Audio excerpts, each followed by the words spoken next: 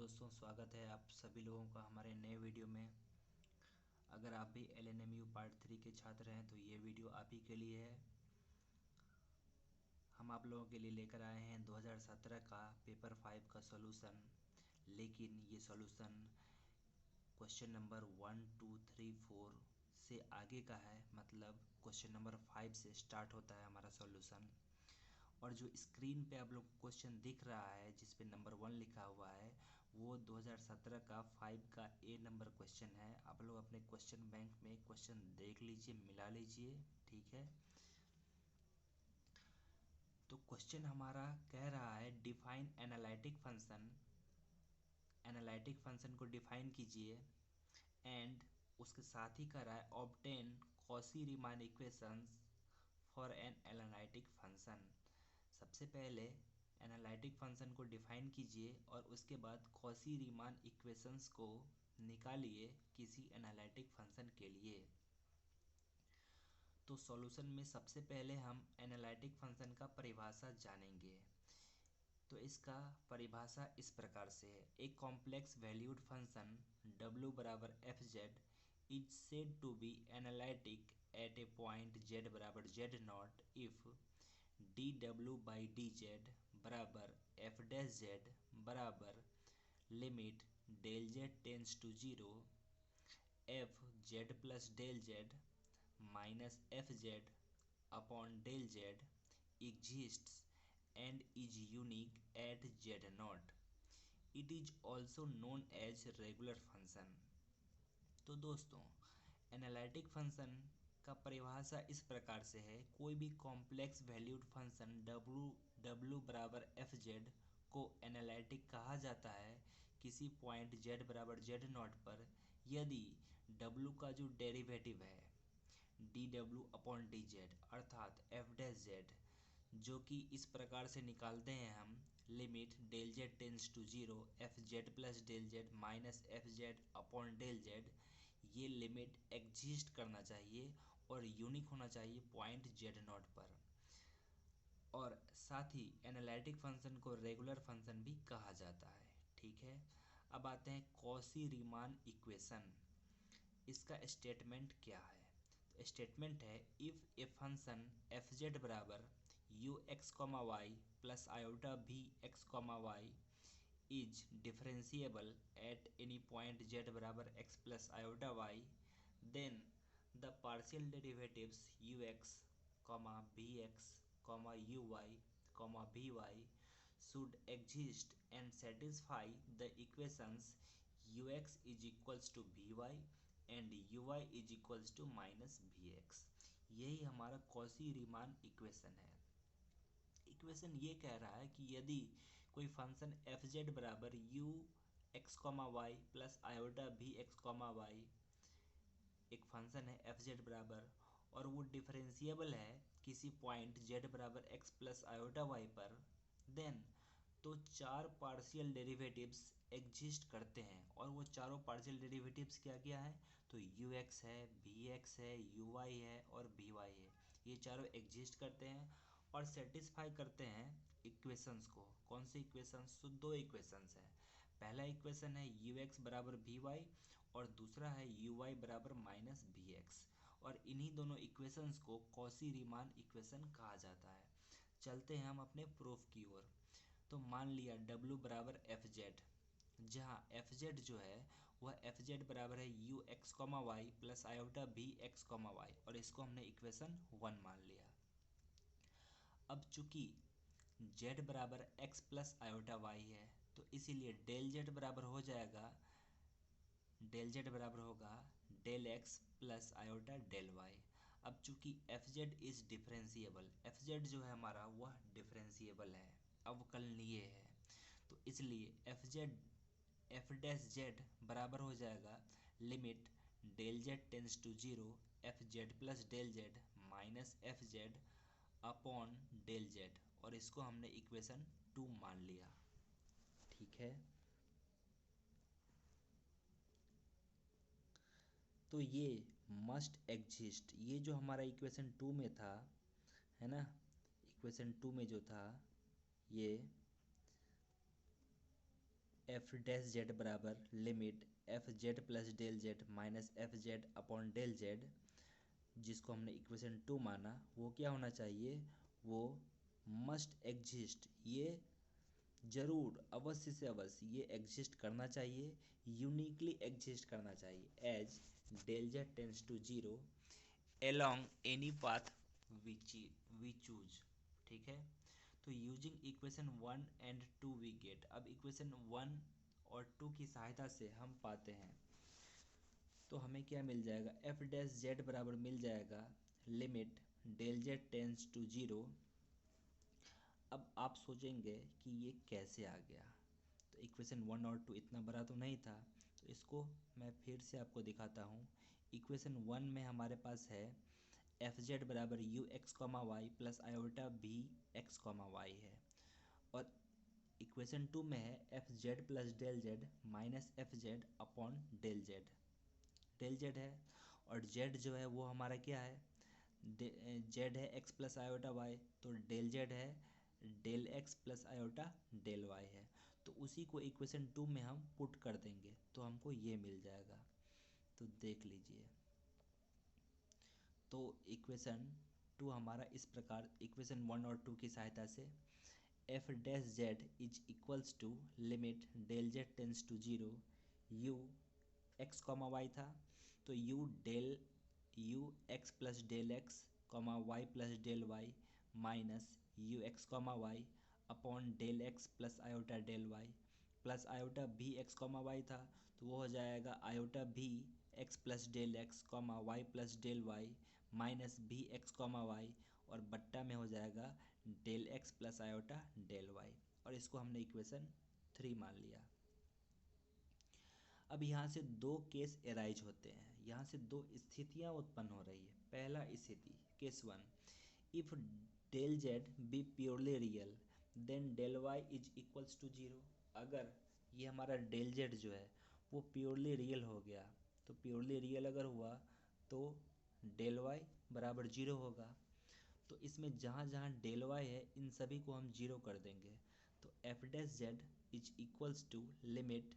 Del x tends to zero, क्योंकि del y तो zero हो गया, u x plus del x comma y minus u x comma y upon del x plus iota v x plus del x comma y minus v x comma y upon del x. तो ये अगले step में हो गया, इसी को हम लिख सकते हैं del u upon del x plus iota del v upon del x, तो del u by del x को हम लिख सकते हैं u x plus iota del v by del x को हम लिख सकते हैं बी एक्स, और इसको इक्वेशन ए मान लिए। केस टू ऐसा भी तो हो सकता है कि del z be purely imaginary, तो अगर डेल जेड प्योरली इमेजनरी हुआ तो ये तभी संभव है जब उसका रियल पार्ट जीरो होगा, अर्थात del x is equals to zero, तो इसलिए f dash z is equals to हो जाएगा limit del y tends to zero u x comma y plus del y minus u x comma y upon iota del y plus iota v x comma y plus del y minus v x comma y upon iota del y, यहाँ iota से iota ये दोनों cancel होगा, यहाँ iota से इसमें अंश और हर में मल्टीप्लाई कर देंगे, तो ये हो गया आयोटा तो हो गया, और बट्टा में जो आयोटा था आयोटा से गुना किए तो आयोटा स्क्वायर जो कि -1 हो गया, इसलिए minus iota u x comma y plus del y minus u x comma y, और बट्टा में del y plus v x comma y plus del y minus v x comma y बट्टा में डेल वाई।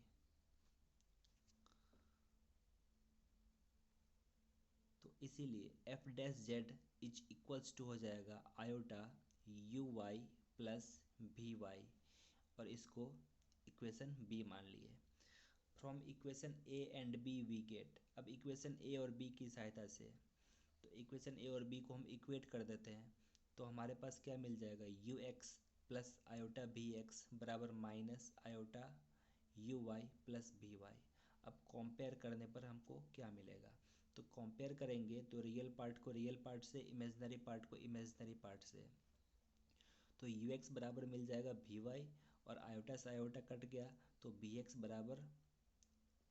बराबर होगा minus you Y, या फिर you Y बराबर माइनस वी एक्स। तो यही हमारा कॉशी रीमान इक्वेशन है। आते हैं 5 का बी, ये 2 नंबर नहीं है, ये 5 का बी है। क्वेश्चन हमारे पास ये कह रहा है कि if f z be a regular function of z, then prove that del two upon del x square plus del two upon del y square into mod f z का whole square is equals to 4 into mod f dash z का whole square, where z is equals to x plus iota y. तो f z के बारे में क्या करा है, f z एक रेगुलर फंक्शन है अर्थात एनालिटिक फंक्शन है। अभी अभी हमने जाना रेगुलर फंक्शन और एनालिटिक फंक्शन एक ही होता है। तो चूँकि वी हैव जेड बराबर एक्स प्लस आयोटा वाई, तो इसीलिए जेड बार यानी कि जेड का कॉन्जुगेट क्या हो जाएगा, एक्स माइनस आयोटा वाई हो जाएगा। तो रियल पार्ट जो होता है वो क्या होता है, तो रियल पार्ट का फॉर्मूला होता है कि कॉम्प्लेक्स नंबर प्लस उसका कॉन्जुगेट अपॉन 2, मतलब Z plus z bar by 2, और इमेजनरी पार्ट क्या होता है, जेड माइनस जेड बार बट्टा में 2 iota. Let f be an arbitrary function, मान लिया कि एफ जो है वो एक आर्बिट्रेरी फंक्शन है, then del f by del z को हम लिख सकते हैं del f by del x into del x by del z plus del f by del y into del y by del z, तो 1/2 del f by del x minus iota del f by del Y. इन दोनों में से del f by del x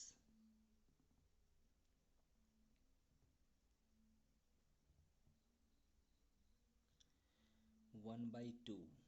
del f by del x by del Z.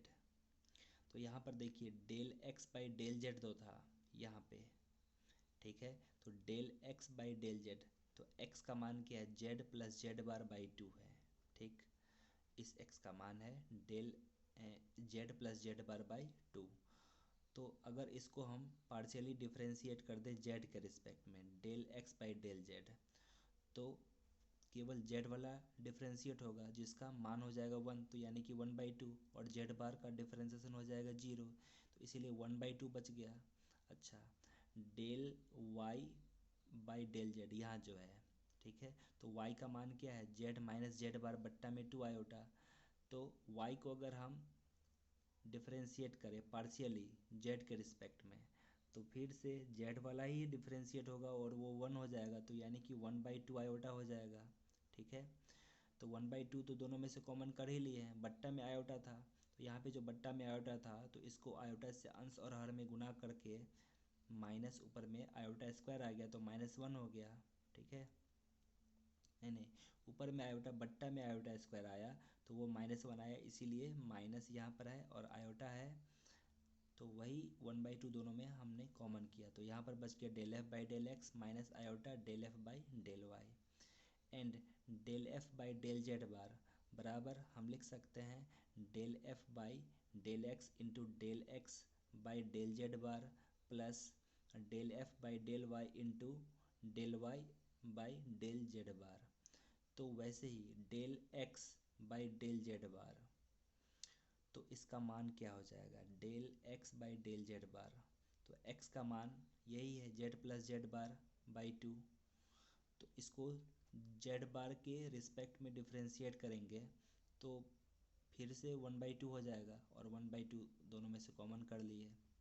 अच्छा, इसमें से y है del y बट्टा में डेल जेड बार है, तो y को अगर हम जेड बार के रिस्पेक्ट में डिफ्रेंशिएट करेंगे तो -1/2 आयोटा आ जाएगा, और आयोटा से अंश और हर में गुना कर देंगे तो माइनस माइनस प्लस आयोटा आ जाएगा, तो वही 1/2 कॉमन हुआ, del f by del x plus iota del f by del y. तो नाउ अब हम दोनों को मल्टीप्लाई कर रहे हैं, del f by del z into del f by del z bar बराबर 1/2 दोनों में, तो 1/4 हो गया दोनों गुना करके। Del f by del x minus iota del f by del y into del f by del x plus iota del f by del y बराबर 1/4। अब इन दोनों को गुना कर देते हैं, तो a plus b into a minus b का formula a square minus b square, तो del two f by del x square plus minus minus और आयोटा स्क्वायर -1 तो माइनस माइनस फिर से प्लस ही हो गया del two f by del x square. अब इस 4 को हम इस तरफ ले आते हैं, तो del f into del f, तो डेल टू एफ बट्टा में डेल जेड बार और बराबर इस तरफ आ गया, दोनों में से एफ बाहर कर लिए, तो del two by del x square plus del two by del y square into f. तो इसको हम लिख सकते हैं, अगर दोनों तरफ हम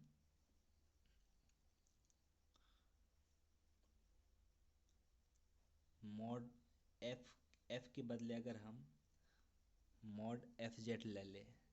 तो ये हो जाएगा del two by del x square plus del two by del y square into mod f z का होल स्क्वायर एफ के बदले। तो यहाँ हो जाएगा 4 into del two by del z into del z bar बराबर मॉड एफ जेड का whole square. मतलब ये कि एफ के बदले यहाँ जो एफ है, एफ के बदले हमने मॉड एफ जेड का होल स्क्वायर पुट कर दिया। तो यहाँ पर हो गया 4 into del two by del z into del z bar बराबर मॉड एफ जेड का होल स्क्वायर को हम लिख सकते हैं f z into f z bar लिख सकते हैं, क्योंकि जे कॉम्प्लेक्स नंबर का प्रॉपर्टी होता है z into z bar is equals to mod z का होल स्क्वायर। तो मॉड एफ जेड का होल स्क्वायर के बदले हम लिख सकते हैं f z into f z bar लिख सकते हैं बिल्कुल। तो अब इसमें से एक एफ जेड किसको दे दिया, तो del by del z into f Z को, ठीक है, और del by del z bar into f z bar को हम लिख सकते हैं f dash z bar, f dash z bar, हाँ लिख सकते हैं। और del by del z into f z के बदले एफ डैश जेड, तो 4 इंटू अब यहाँ पर एफ डैश जेड है इंटू एफ डैश जेड बार है, तो इन दोनों को गुना करने पर भी फिर से वही आ जाएगा मॉड एफ डैश जेड का होल स्क्वायर, तो 4 into mod f dash z का होल स्क्वायर। तो ये साबित हो रहा है यहाँ से। तो इस प्रकार हमने आज की वीडियो में 2017 का पेपर 5 का 5 नंबर क्वेश्चन का ए और बी देखा। अगले वीडियो में हम 6 नंबर क्वेश्चन करेंगे। तब तक के लिए आप लोग इस क्वेश्चन को तैयारी कीजिए, और इस सीरीज में हम पार्ट 3 का कंप्लीट सॉल्यूशन कराएंगे। आप लोग बस हमारे चैनल पर बने रहिए। धन्यवाद।